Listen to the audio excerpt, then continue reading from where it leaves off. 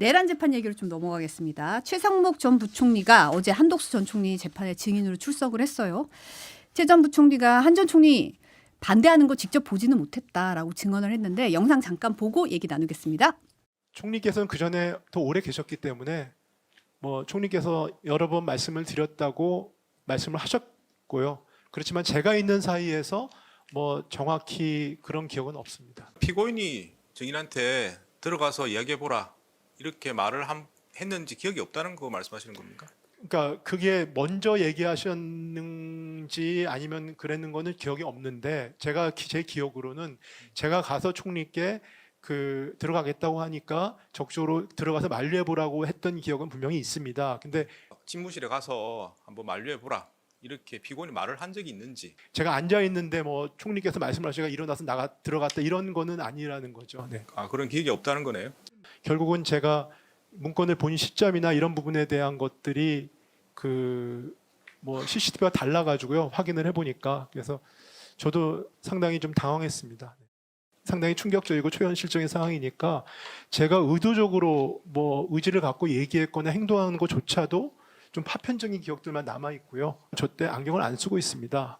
저는 안경을 안 쓰면 뭐 보이긴 보입니다만은 글씨 같은 거를 굉장히 애써서 봐야 보이는 상황입니다. 뭐 국회 관련 자금 차단 이런 말도 있고요.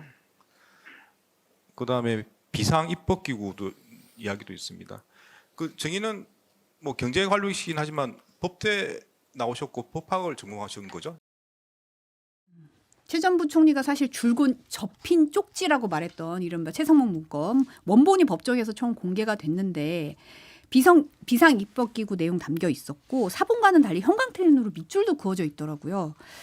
이진관 재판장이 이제 사실은 선택적 기억에 대해서 증인의 책임을 경감시키거나 아니면 대행 체제 유지하기 위한다든지 다른 목적이 있어서 대답한 거 아니냐라고 아예 돌직구를 던졌던데 어떻게 들으셨어요? 저는 이진관 판사를 보면 저게 이 내란 재판을 진행하는 아주 표본이다.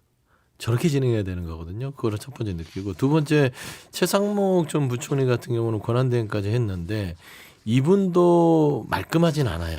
왜냐하면 비상입법기구 관련해서 본인은 이 쪽지를 3번인가 접어서 보지 못했다라는 것인데 본인이 경제관리로서 해야 될 그 불법 계엄 상황에서의 역할을 본인은 아예 손도 안 댔다라고 얘기할 수 있는지 그 부분에 대해서는 선택적 기억을 하는 것이죠. 저는 그 부분을 지금 재판관이 얘기하고 있는 겁니다. 그럴 수가 없는데 당신 적극적으로 막았다고 반대했다고 의사를 표명했는데 그런 행위들이 어디에 있지라고 물어보는 거라서 저는 최상목 전 경제부총리 부분에 있어서 여러 가지 정치적인 책임 부분들을 지금 저는 이번 증인 신문에서 물어보고 있는 게 아닌가.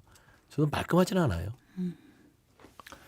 그 지기현 판사가 굉장히 소극적이고 회피적으로 재판을 진행하고 있는 건 분명해 보이고 거기에 비해서 이진관 판사가 진실규명을 위해서 적극적으로 재판을 진행하고 있다는 것도 뭐 부인할 수 없는 사실인 것 같아요. 저는 뭐 이진관 판사가 잘하고 있다라고 생각을 합니다. 그리고 최상목 그 부총리 같은 경우는 선택적 기억이 맞는 것 같아요. 그러니까 자기에게 유리한 것은 정확히 기억하고 있는 거고 그다음에 자기에게 불리한 것은 기억이 잘 나지 않는다라고 얘기하는 건데 근데 그거는 어느 증인이든지 다 마찬가지 아닐까요? 뭐 그리고 심지어는 본인과 관련된 것은 증거 인멸도 인정하지 않아요. 그게 법이 그래요. 그러니까 뭐 정치적으로는 충분히 비판이나 비난을 받을 소지가 있다라고 생각을 합니다.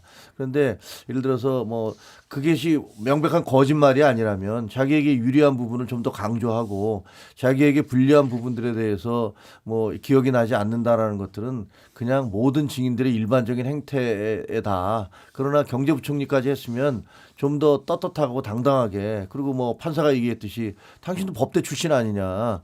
서울 법대 출신인데 그러면 그런 부분들에 대해서 그걸 못 느꼈단 말이에요. 이 문제점을 못 느꼈단 말이냐라는 그런 지적은 굉장히 뼈 아픈 거죠.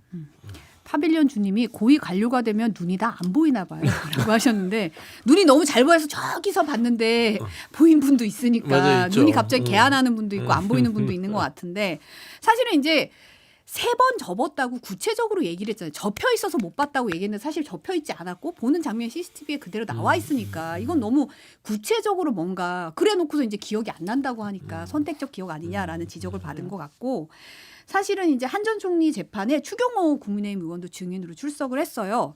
근데 증인 선서하고 특검 측이 첫 질문이 이제 한 전 총리와 친분 관계가 있냐라고 물으니까 첫 번째 질문부터 관련 사건으로 구속영장이 청구된 상태고 굉장히 포괄적으로 대학 시절 원내대표 취임 시점 계엄 해제 이후까지 포괄적으로 영장에 기재가 돼 있어서 일체의 증언 거부하겠다고 밝혔습니다.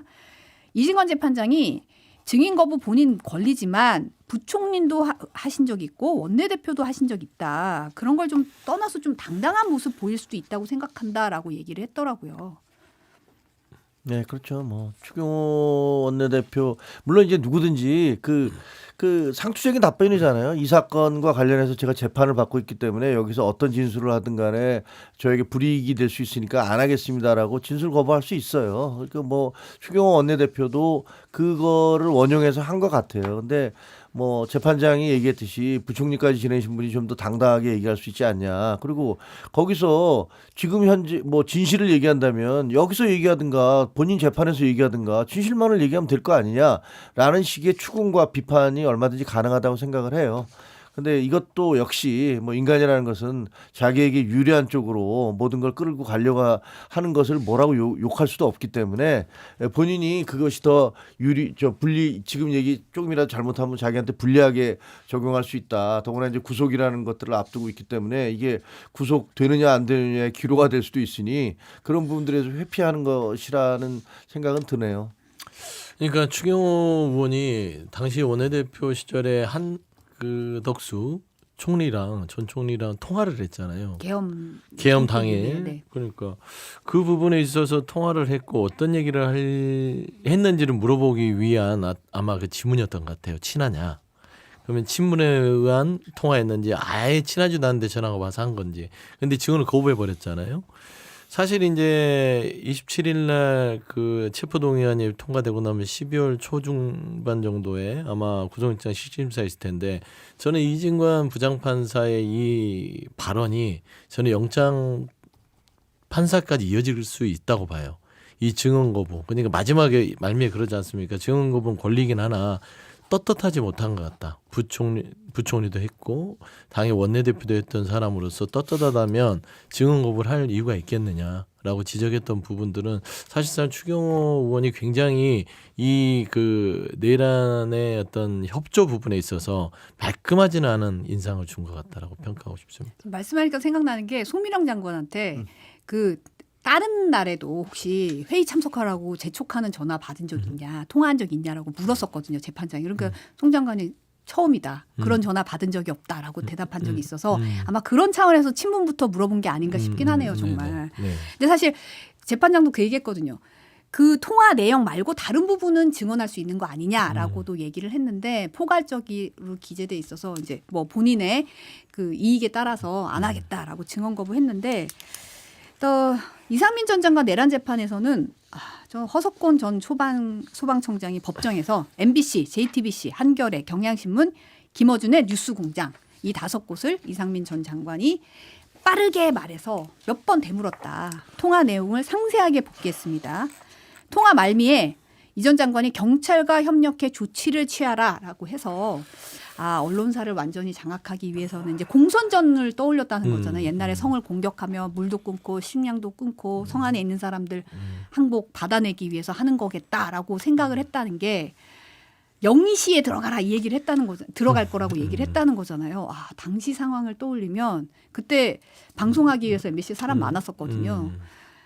좀 소름이 확 돋더라고요. 끔찍하죠. 그러니까 여기 예를 들어서 단전단수를 하고 경찰과 협력을 한다는 것은 뭐냐면 잘 보세요. 소방은 건물 내부로 들어와서 단전단수를 하겠죠. 그러면 지금 상상해 보세요. MBC가 대상이었으니까 불이 다 꺼져 있어요. 물도 안 나와요.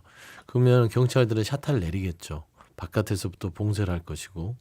그러면 결국에는 이 언론사가 이 불법 기업에 대해서 알리지 못하도록 하고 아주 신속하게 정치인들을 체포해서 이 쿠데타를 성공에 이르도록 하겠다라는 아주 구체적인 계획이잖아요. 정말 끔찍할 정도가 아니라 윤석열이라는 사람의 그 정말 생각 자체가 지금도 이 부분이 겁만 주려고 했다라는 게 그게 겁주는 행동입니까? 아니잖아요. 강금이에요, 강금. 그래서 그것도 저기 민주주의의 가장 꼬시러 갈 수 있는 언론사의 입을 막겠다라는 것은 있을 수 없는 일이라서 저는 이 부분이 이상민 그 전 행안부 장관을 구속시킨 사유의 결정적인 사유가 아닌가 싶습니다.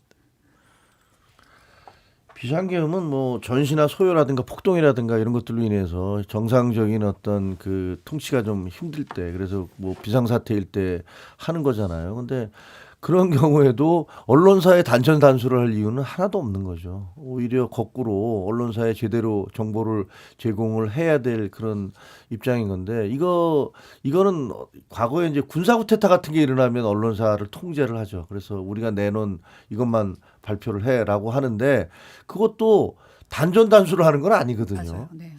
그냥 가서 이거를 국민들한테 이 내용으로 알려 이렇게 얘기하는 건지, 그냥 특정 언론사 몇 개를 단수를 해버리는 것은 그 언론사의 기능을 완전히 마비시키고, 그다음에 그 안에서 벌어질 수 있는 그 사람들은 얼마나 아우성이 벌어지겠습니까? 근데 그런 것들을 전혀 감안하지 않았다는 거잖아요. 의도적으로 했다는 거니까 사실은 이 내용은 굉장히 그 판결에 있어서도 중요하게 그 받아들여질 것 같아요.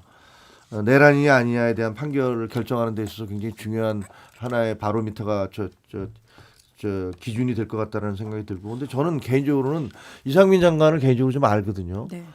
상당히 유하고 점잖고 이런 사람이에요. 근데 이 사람이 소방청장한테 전화를 해서 여기를 단수를 해라, 단전단수를 해라라고 지시했다는 게 진짜 믿어지지가 않아요. 아무리 뭐 자기 상관인 대통령이 지시를 했다 하더라도 그 지시를 누가 봐도 이게 명백히 말이 안 되는 건데, 이거를 그냥 받아서 밑에다 그렇게 통보를 했다라는 것들이 왜 그 사람에게, 그 사람으로 하여금 그런 말을 하게 했을까? 그때 당시에 분위기가 도대체 지금 윤석열 정부에서 대통령과 국무위원들과의 관계는 어떤 것이었을까? 이런 부분들에 대해서 상당히 좀 고민스럽게 만듭니다.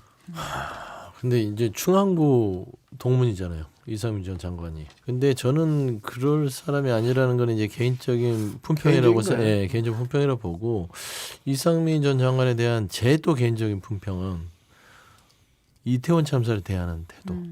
저는 그때부터 이 겉으로는 뭐 유해 보일지 모르지만 속으로는 굉장히 독하고 악랄한 사람이구나. 그리고 마지막에 퇴임사에 그 같은 참사의 책임도 느끼지 못하면서 행복했었다라는 말을 할 때 저는 끔찍했어요. 뭐가 행복했죠?